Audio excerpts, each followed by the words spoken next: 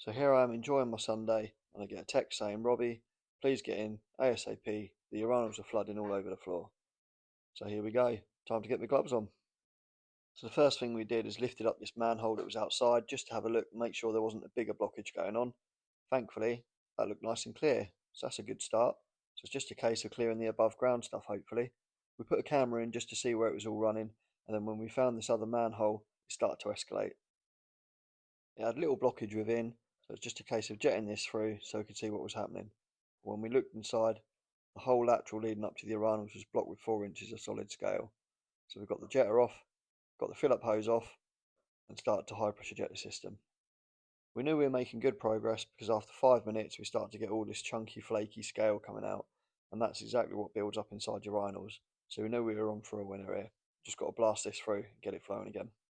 We then fed a camera through just so we could have a look at what was going on.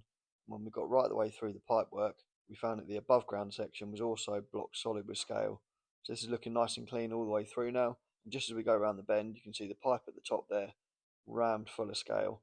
So we've got to try and attack it from the other end. When we headed back inside, the water level inside the urinals had gone down slightly, so we know it was getting a partial flow, and also someone had kindly left an access panel on the bottom of this 2-inch pipe, which gave us a straight shot in. Just a case of getting all that scale out so we can get the above ground section flowing now. We fired up our flex shaft machine and ran it through for a good half an hour to try and break down all that scale. Where it was still blocked on the end though, it was just turning it into a thick soup and coming straight back at me, so I had a bucket underneath to try and catch the worst of it.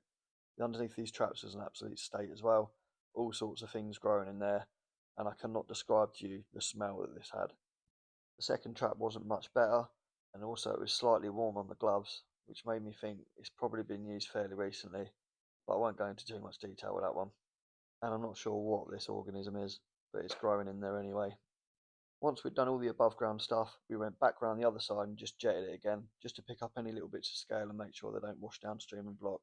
You can see before that's the waste pipe, and then that's afterwards.